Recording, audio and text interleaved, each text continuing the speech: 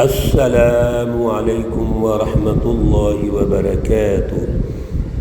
اعوذ باللہ من الشیطان الرجیم، بسم اللہ الرحمن الرحیم۔ اولم یر الانسان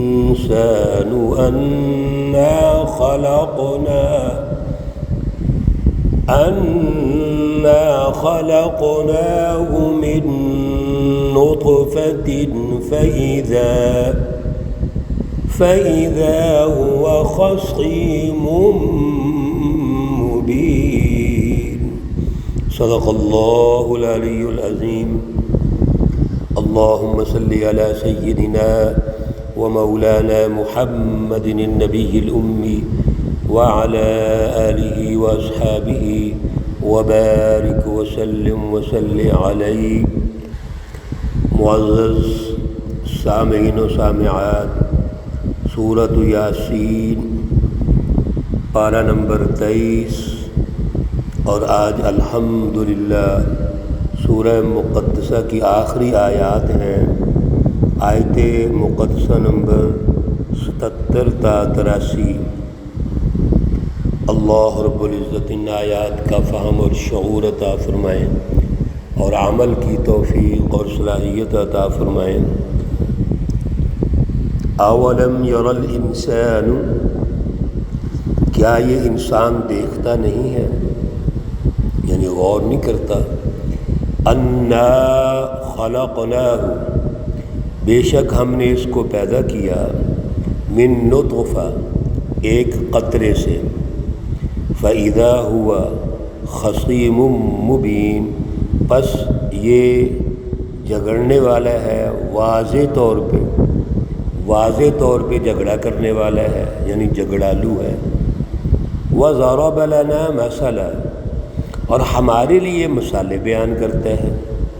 وَنَسِيَ خَلْقًا، اور اپنی جو پیدائش ہے، وہ تخلیقی پروسیس ہے، اس کو بھول گیا۔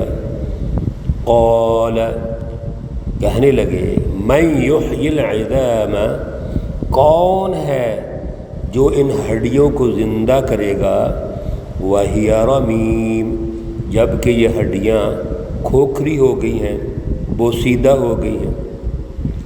قل، آپ فرما دیجئے، یحییھا الذی، زندہ کرے گی ان کو وہ ذات اقدس، انشأہا، جس نے ان کو بنایا، اول مرۃ، پہلی بار، وہو بکل خلق علیم، اور وہ ہر تخلیق کو خوب جاننے والا ہے۔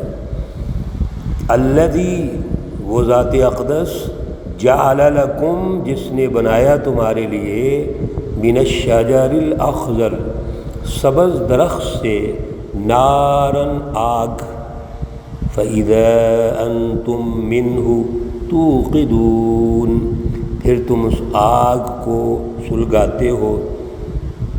أَوَلَيْسَ الَّذِي، کیا نہیں ہے وہ ذات اقدس، خلق السماوات والارض، جس نے آسمانوں اور زمینوں کو پیدا کیا؟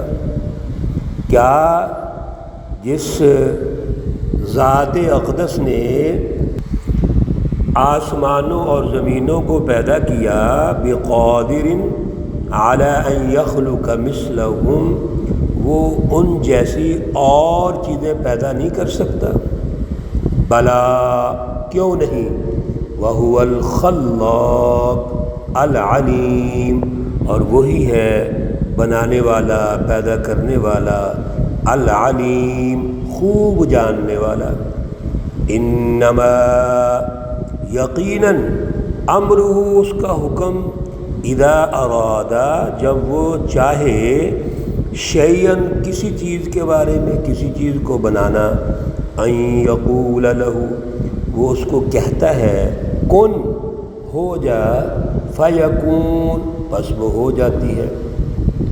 فسبحان الذی بیدہ، پس پاک ہے وہ ذات اقدس جس کے ہاتھ میں ملکوت کل شیء، ہر چیز کی حکومت ہے، بادشاہت ہے، وَإِلَيْهِ تُرْجَعُونَ، اور اسی کی طرف لوٹ کر جاؤ گے۔ میرے عزیزو، اس سورہ مقدسہ میں فطرت انسانی کو اجاگر کرنے کی نشانیاں، دلائل اور اللہ رب العزت تربیت فرما رہے ہیں کہ ہماری فطرت اجاگر ہونی چاہیے۔ سب سے پہلی بات تو یہ ہے کہ فطرت کو سمجھو کہ ہماری انسان کی جو فطرت ہے وہ ہونی کیا چاہیے، اس کے کیا دائرے اور تقاضے ہیں، اور پھر اپنے اندر وہ شعور پیدا کرو کہ وہ فطرت نمایاں ہو، اجاگر ہو، اور سوسائٹی میں ہم کچھ کردار ادا کریں۔ ظاہر ہے کردار ادا کرنے کے لیے سب سے پہلے درست علم ضروری ہے، جس کو صراط مستقیم کہتے ہیں۔ تو والقرآن المبین، یاسین والقرآن الحکیم انک لمن المرسلین علی صراط مستقیم۔ آغاز میں اللہ نے ارشاد فرما دیا کہ قسم ہے قرآن حکیم کی۔ اصل میں وہ ضابطے، وہ اصول، وہ سچی تعلیم، وہ قرآن حکیم ہے جو صراط مستقیم ہے۔ اور ابھی کل کے درس میں بھی گزرا تھا کہ صراط مستقیم، اس سے پہلے بھی گزرا کئی دفعہ۔ تو درست راستہ صراط مستقیم اللہ رب العزت کی وہ سچی تعلیم و تربیتی نظام ہے۔ اب اس کی رٹ قائم ہونی چاہیے۔ سوسائٹی اور معاشرے کی تشکیل ان اعلیٰ اصولوں پر ہونی چاہیے، لیکن جو شیطانی لوگ، کفار، مشرکین اور ظالم قوتیں اس کی تعمیر و تشکیل نہیں ہونے دیتی، اللہ رب العزت نے ان کو ڈرایا، ان کو سمجھایا، دلائل پیش کیے۔ آج بھی آیات قرآنی میں اللہ رب العزت وہی دلائل پیش کر رہے ہیں۔ اولم یر الانسان انا خلقناہ من نطفہ، اے انسان کیا یہ غور نہیں کرتا کہ اس کی پیدائش کیسے ہوئی ہے؟ اس کی پیدائش ایک قطرے سے ہوئی۔ تو آپ اس پیدائش کے آغاز کو سمجھو اور آپ خصیم مبین، جھگڑالو ہو گئے۔ یعنی جھگڑے کا مطلب بھی کہ میں نہ مانوں۔ ایک ہوتا ہے اختلاف رائے رکھنا بات کو سمجھنے کے لیے، اور ایک یہ ہے کہ پہلے ہی دماغ میں بٹھا لیا کہ ہم نے ماننا ہی نہیں، تکبر، ضد اور غرور۔ اور پھر مثالیں بیان کرتے ہیں، کیسے کہ بھائی جب یہ انسان گل سڑ جاتا ہے، مٹی میں مل جاتا ہے اور یہ ہڈیاں بوسیدہ ہو جاتی ہیں، یہ کیسے زندہ ہو سکتا ہے؟ اللہ رب العزت نے رسول اللہ صلی اللہ علیہ وسلم کو بہت بڑی دلیل فرمائی کہ اگر ویسے دلائل دیں گے انہوں نے نہیں سمجھنا۔ سب سے بڑی عقلی دلیل سوچو، غور کرو، قُلْ يُحْيِيهَا الَّذِي أَنشَأَهَا أَوَّلَ مَرَّةٍ وَهُوَ بِكُلِّ خَلْقٍ عَلِيمٌ۔ جو خدا، جو ذات اقدس عظیم المرتبت ہستی جو ہے پہلی دفعہ پیدا کرتی ہے، کیا وہ دوبارہ نہیں پیدا کر سکتی؟ پھر اللہ رب العزت کی ذات اقدس وہ ہے جس نے سبز درخت پیدا کیے، اور وہی درخت جب خشک ہوتے ہیں تو اللہ رب العزت اس کی جگہ ان درختوں سے، خشک لکڑی سے آگ کا کام دیتے ہیں، اور آگ بھی کئی جگہوں پر استعمال ہوتی ہے۔ آپ کھانا پکانے کے لیے آگ استعمال کرتے ہیں، آپ سردی کو دور کرنے کے لیے آگ کا استعمال کرتے ہیں۔ بے شمار فائدے ہیں آگ کے، اور اس کی تفصیلات ہیں، اور وہ تمام تر فوائد دور حاضر میں بھی ہم سمجھتے ہیں۔ اَوَلَيْسَ الَّذِي خَلَقَ السَّمَاوَاتِ وَالْأَرْضَ، پھر ایک اور بڑی دلیل کیا ہے کہ یہ دیکھو آسمان اور زمین اللہ نے پیدا کی ہے، تو کیا جس عظیم المرتبت ہستی نے آسمانوں اور زمین پیدا کی ہے وہ اس جیسی اور چیزیں پیدا نہیں کر سکتے؟ وَهُوَ الْخَلَّاقُ الْعَلِيمُ، وہی خلاق ہے، بنانے والا ہے، پیدا کرنے والا ہے، العلیم، جاننے والا ہے، ہر چیز کو فطرت پہ پیدا کیا، اس کے باقاعدہ مقاصد و اہداف رکھے۔ اللہ رب العزت ان مقاصد و اہداف کے ذریعے سے سوسائٹی میں اس کائنات کی پہچان پیدا کرتے ہیں، تو یہ سب اللہ رب العزت کا کارخانہ قدرت ہے۔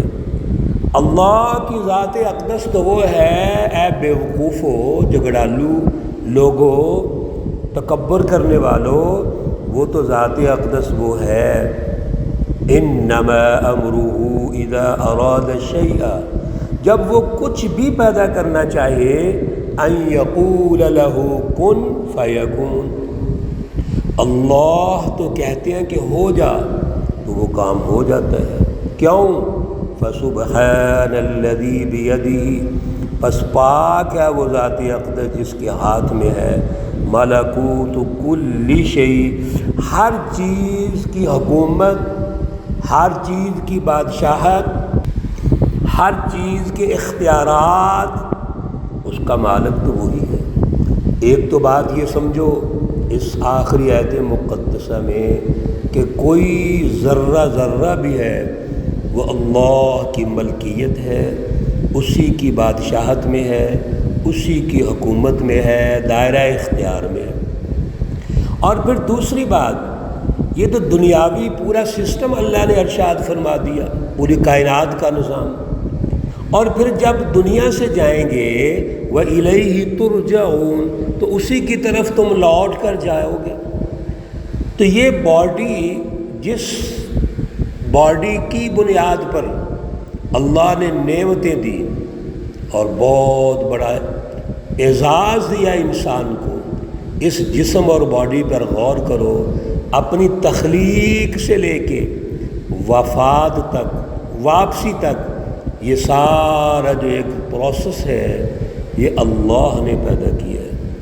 تو جو اللہ پہلی دفعہ پیدا کر سکتا ہے، وہ اللہ مارنے کے بعد دوبارہ پیدا نہیں کر سکتا۔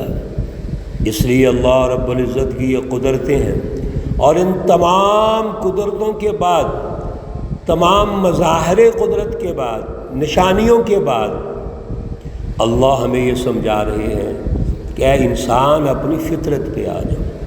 اور فطرت اللہ کی پہچان، اللہ کی پہچان کیا ہے؟ اپنے دماغ اور قلب میں اللہ کی رٹ قائم کرو، اور پھر اس کے بعد ایک سچی جماعت کی تیاری ہونی چاہیے۔ وہ سچی جماعت سوسائٹی پر اللہ کی رٹ کو قائم کرے گی۔ اسی کو ہم عدل کا سیاسی اور معاشی نظام کہتے ہیں۔ اسی کا اللہ نے اور جگہوں پر حکم دیا، ان اللہ یأمر بالعدل، اللہ عدل کا حکم کرتے ہیں، والاحسان وایتاء ذی القربى وینہی عن الفحشاء والمنکر والبغی یعظکم لعلکم تذکرون۔ یہ عدل کا سیاسی اور معاشی نظام جب قائم ہوگا تو معاشرے کے اندر اللہ رب العزت کے اوصاف غالب ہوں گے، اللہ کی رٹ قائم ہوگی۔ یہ ہماری ذمہ داری ہے، ڈیوٹی ہے، اسی کو پہچاننا، فطرت کو سمجھنا ہے۔ اللہ ہمیں اعلیٰ شعور اور اعلیٰ نظریہ عطا فرمائے، اور عمل کی توفیق اور صلاحیت عطا فرمائے۔ اللہ رب العزت تمام بیماروں کو شفائے کاملہ عاجلہ مستمرہ عطا فرمائے۔ اللہ رب العزت تمام مرحومین و مرحومات کو جنت الفردوس میں اعلیٰ مقام عطا فرمائے۔ ربنا تقبل منا انك انت السميع العليم وتب علينا انك انت التواب الرحيم، وصلى الله تعالى على النبي الأمي محمد وعلى آله وأصحابه أجمعين برحمتك يا أرحم الراحمين अस्सलामु अलैकुम व रहमतुल्लाहि व बरकातुहू।